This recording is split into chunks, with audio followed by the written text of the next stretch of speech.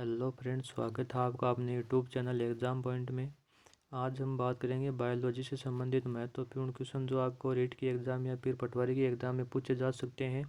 और मैं सारे टॉपिक वाइज क्वेश्चन आपको यहाँ से कवर करवाता चला जाऊँगा। और रीट से पहले मैं आपको पूरा कंप्लीट सिलेबस फिजिक्स, केमिस्ट्री और बायोलॉजी का करवा दूँगा।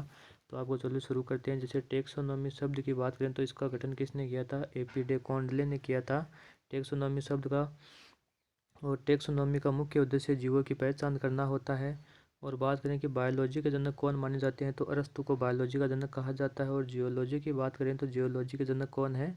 अरस्तु को माना गया है। भ्रूण विज्ञान या एम्ब्रोलॉजी के जनक कौन माने गए हैं? अरस्तु को माना गया। तो अरस्तु को किन किन का जनक कहा जाता है? बायोलॉजी का जनक कहा जाता है, जियोलॉजी का कहा जाता है, और भ्रूण विज्ञान का भी जनक किनको कहा जाता है? अरस्तु को कहा जाता है। और टेक्सोनॉमी शब्द का जनक किसे कहा जाता है? AP डे कॉन्डले को कहा जाता है। और टेक्सोनॉमी का मुख्य उद्देश्य जीवों की पहचान करना होता है।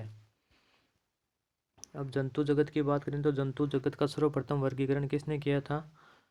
जंतु जगत का सर्वप्रथम वर्गीकरण अरस्तु ने ब्लड के आधार पर किया था। किसके आधार पर? रक्त के आधार पर अरस्तु के द्वारा जंतु जगत का वर्गीकरण किया था। और जंतुओं को इन्होंने दो समूह में बांटा गया था। इसमें कौन से समूह थे? एनेमा एक समूह था और एनेमा दो समूह के रूप में अरस्तु को द्वारा ब्लड के रंग के आधार पर इसको बांटा गया था। इनेमा तो होता है जो लाल रंग का जो ब्लड जिन जीवों में पाया जाता है उनको इनेमा कहा जाता है। और जो रंगहीन रक्त पाया जाता है उनको एनेमा कहा जाता है। फादर ऑफ बॉटनी की बात करें तो थियोफ्रैक्टस को किसका जनक कहा जाता है? बॉटनी का जनक कहा जाता है। किनको? थियोफ्रैक्टस को। डियोनाम पद्धति के जनक के रूप में कैरोलस लीनियस को जाना जाता है। ये क्वेश्चन NTPC की एग्जाम में पूछा जा चुका है और पटवारी और रीट के लिए भी ये क्वेश्चन इंपॉर्टेंट है कि डियोनाम पद्धति के जनक कौन है? कैरोलस लीनियस को डियोनाम पद्धति का जनक कहा गया है। बात करें आधुनिक वर्गीकरण के जनक किन को कहा जाता है तो कैरोलस लीनियस को आधुनिक वर्गीकरण के पिता कहा जाता है। आधुनिक पादप वर्गीकरण के जनक भी कैरोलस लीनियस को कहा जाता है। आधुनिक जंतु जगत के वर्गीकरण के जनक के रूप में भी कैरोलस लीनियस को जाना जाता है। तो कैरोलस लीनियस के संबंधित 4 क्वेश्चन आपके यहाँ से तैयार हो गए। तो इन चारों को आपको अच्छी तरह से रीड करना है। डियोनाम पद्धति के जनक, आधुनिक वर्गीकरण के जनक, आधुनिक पादप वर्गीकरण के जनक और आधुनिक जंतु जगत के वर्गीकरण के रूप में कैरोलस लीनियस को जाना जाता है। अब बात करें लीनियस की तो लीनियस ने पादपों के वर्गीकरण वैज्ञानिक नाम दिए गए थे। और स्पीसीज प्लांटेरम नामक पुस्तक में इन नामों को लिखा गया था। किसके द्वारा? कार्ल लीनियस के द्वारा स्पीसीज प्लांटेरम नामक पुस्तक में पादपों का वैज्ञानिक नामकरण किया गया था। और जंतुओं के वैज्ञानिक नामकरण की बात करें तो सिस्टेमा नेचुरी नामक जो पुस्तक थी उसमें जंतुओं का वैज्ञानिक नामकरण दिया गया था। दो जगत में जंतु जगत प्रणाली को बांटा था किसने? कैरोलस लीनियस में, जिसमें पहली कौन थी? प्लांटी और दूसरी एनिमिलिया। एनिमिलिया में तो कौन थे? जो जीव जंतु शामिल थे। और प्लांटी में पेड़ पौधों को शामिल किया गया था। किसके द्वारा? कैरोलस लीनियस के द्वारा। और इन्होंने दो जगत के रूप में प्रणाली को विभाजित किया था। बात करें कि तीन जगत प्रणाली किसने दी थी तो हेकल के द्वारा तीन जगत प्रणाली दी गई थी। और हेकल ने कौन कौन से भागों में बांटा था? प्रोस्टिटा, प्लांटी और एनिमिलिया। इन तीन भागों में हेकल के द्वारा जगत प्रणाली को तीन भागों में बांटा गया था। और चार जगत प्रणाली की बात करें तो कोपलैंड के द्वारा चार जगत प्रणाली कौन कौन सी बांटी गई थी? मोनेरा है, प्रोस्टिटा है, प्लांटी है और एनिमिलिया नामक जो चार भागों में बांटा गया था किसको? जगत प्रणाली को कोपलैंड के द्वारा। बात करें पांच जगत प्रणाली की तो पांच जगत प्रणाली के जनक कौन है? RH व्हिटलेटर नाम से व्यक्ति हैं जो 1969 में पांच जगत प्रणाली के जनक के रूप में बने थे। यह वर्गीकरण की सर्वप्रथम सर्वसामान्य आधुनिक पद्धति मानी गई है। इसमें वर्गीकरण के निम्न आधार हैं। पहला आधार तो कौन सा है कि कोशिका की संख्या। कोशिका की संख्या के आधार पर पहले पांच जगत प्रणाली में बांटा गया है। तो पहली है सेल है, प्रोटोजोआ है। इसमें सबसे ज़्यादा बहुकोशिकीय मेटाजोआ। अगर एक कोशिकीय जीव की बात करें तो प्रोटोजोआ माना गया है। और एक से अधिक कोशिकीय जीव के रूप में मेटाजोआ को माना गया है। कोशिका की जटिलता के रूप में प्रोकैरियोटिक झिल्ली सहित कोशिका और जो नग्न आंखों से देखी जा सकती है। और यूकेरियोटिस में दो भागों में बांटा गया कोशिका जटिलता को, प्रोकैरियोटिक और यूकेरियोटिस में। बात करें कि पोषण की तो पोषण के आधार पर स्वपोषी और परपोषी दो भागों में इनके द्वारा बांटा गया है। तो स्वपोषी में तो कौन से हैं? जैसे हरे भरे पादप है जिनके द्वारा सूर्य से भोजन को भोजन ग्रहण किया जाता है या सूर्य से भोजन बनाया जाता है तो वह तो क्या होते हैं, स्वपोषी होते हैं। और जो दूसरे जीवों पर आश्रित रहते हैं उनको क्या बोला था गया था, परपोषिया, जिसमें सभी जंतु जगत शामिल है। बात करें कि जनन के, जनन में संयुग्मन और निषेचन रूप में इनको जनन को बांटा गया था। प्रोकैरियोटिक के द्वारा तो संयुग्मन रूप में जनन होता है और यूकेरियोट्स के द्वारा निषेचन के रूप में जनन होता है। बात करें कोशिका भित्ति की, तो कोशिका भित्ति उपस्थित तो किन में होती है, पादप कोशिकाओं में उपस्थित होती है और जंतु कोशिकाओं में कोशिका भित्ति अनुपस्थित होती है।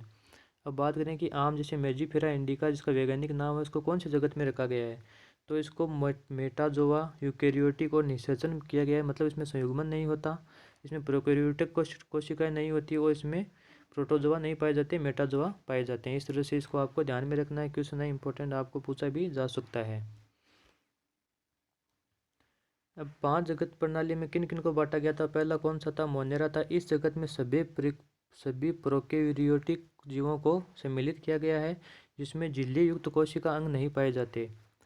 मतलब इसमें उन जीवों को शामिल किया गया है जो कि प्रोकैरियोटिक जीवों को शामिल है और झिल्ली युक्त कोशिका अंग नहीं पाए जाते, जैसे माइटोकॉन्ड्रिया है, केंद्रक है, ईआर है, गोल्जी बॉडी है और लाइसोसोम को इसमें सम्मिलित किया गया है। इसमें आरंभिक केंद्र नहीं होता है और जन्म के समय पाया जाता है लेकिन बाद में लुप्त हो जाता है। किनमें, इनमें केंद्र नहीं पाया जाता है प्रोकैरियोटिक में।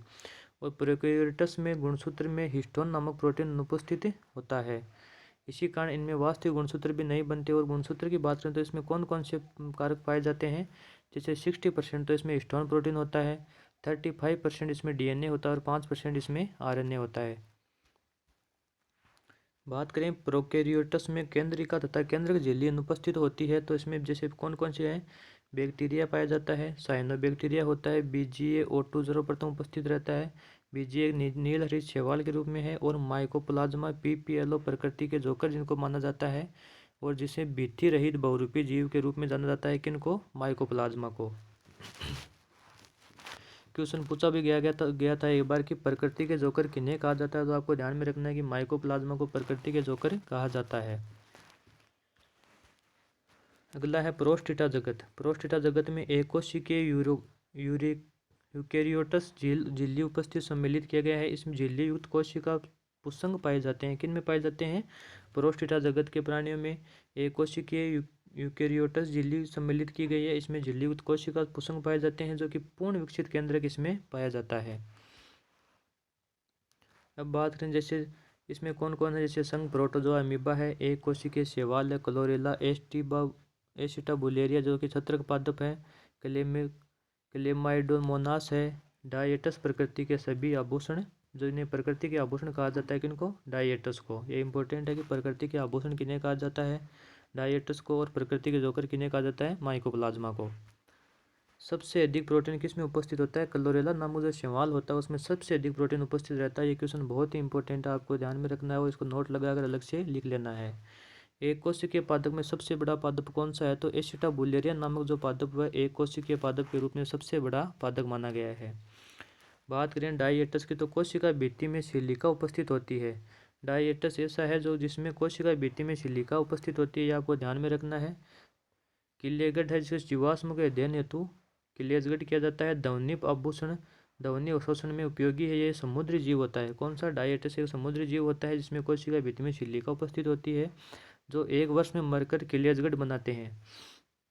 अब क्वेश्चन इस तरह से पूछा जाएगा कि किलेजगढ़ किन के द्वारा बनाया जाता है, तो आपको ध्यान में रखना है कि एक समुद्री जीव होते हैं जो कि ध्वनि के अवशोषण करते हैं और ये समुद्र में पाए जाने वाले कोशिका भित्ति सहित जिसमें SiO2 उपस्थित होता है, किनकी कोशिका भित्ति में, डायेटस की कोशिका भित्ति में। अगला है डाइनोफ्लेजिलिटेस है जिसको फ्लेजिला या ट्यूब भी कहा जाता है। युगलिना पौध तथा जंतुओं के बीच की कड़ी कही गई है किनको, युगलिना को। और सिलिचा का मतलब क्या होता है, गति करवाना। बात करें फंजाई या माइकोटा जो कवक जगत एवं मर्त्यजीवी जिनको कहा जाता है। पादपों एवं जंतुओं के रोगों का कारण क्या होता है, फंजाई होता है।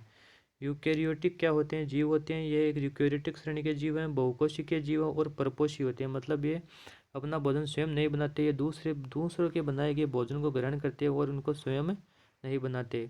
बात करें परपोषी की, तो इसमें प्रकाश संश्लेषण की क्रिया नहीं होती है, जो और जिनमें प्रकाश संश्लेषण की क्रिया नहीं होती है उन्हें क्या कहा जाता है, परपोषी कहा जाता है, और जिनमें प्रकाश संश्लेषण की क्रिया होती है उन्हें क्या कहा जाता है, स्वपोषी कहा जाता है।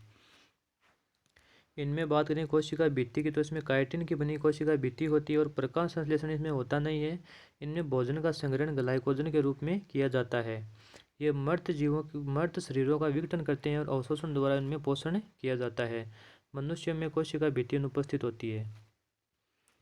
जैसे राइपोजस है, राइपो राइ राइजोपस है, पेनिसिलियम इत्यादि इसके क्या उदाहरण है।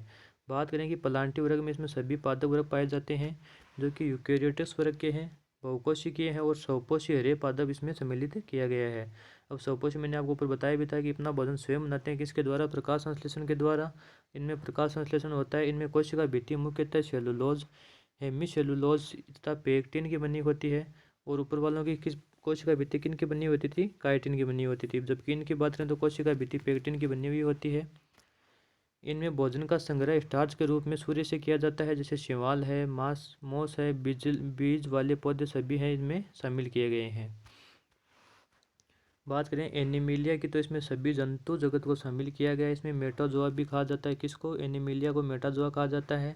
ये यूकेरियोटस होते हैं, बहुकोशिकीय जीव होते हैं और परपोषी होते हैं, मतलब ये अपना भोजन स्वयं नहीं बनाते। सभी जंतु वर्ग होते हैं जो किसी न किसी पर एक दूसरे पर भोजन के रूप में आश्रित रहते हैं। इसमें सभी मनुष्य इसी में आते हैं। ये भोजन का अंतर ग्रहण करते हैं तथा इन्हें बहुकोशिकीय उपभोक्ता भी कहा जाता है। इनमें कोशिका भित्ति अनुपस्थित होती है। भोजन संग्रहण ग्लाइकोजन के रूप में इनके द्वारा किया जाता है। प्रोटोजोआ को छोड़कर सभी जंतु इसमें उपस्थित होते हैं, जबकि प्रोटोजोआ इसमें उपस्थित नहीं रहता है। 5 जगत प्रणाली में यूकेरियोटस के कितने जगत थे, तो आपको ध्यान में रखना है कि यूकेरियोटस के 4 जगत शामिल किए गए थे। कौन सी जगत प्रणाली में, 5 जगत प्रणाली में। इसमें प्रकाश संश्लेषण क्रिया नहीं होती है। इसमें हमें चलने के लिए निश्चित अंग प्रदान किए गए हैं, जैसे मछली है, चपटे व गोलकृमि है, मेंढक है, पक्षी और सभी स्तनधारी इस वर्ग में शामिल किए गए हैं। नेक्स्ट हम कल बात करेंगे बैक्टीरिया के बारे में। तो आपको वीडियो को अच्छी तरह से देखना है और इसके साथ साथ आपको नोट्स भी इनके बना लेने हैं, जो कि रीट और पटवार से संबंधित बहुत ही इंपॉर्टेंट फैक्ट मैं आपके लिए लेकर आया हूँ। और वीडियो अच्छी लगी है तो लाइक और अपने दोस्तों के साथ शेयर ज़रूर करें और चैनल को सब्सक्राइब करना ना भूलें।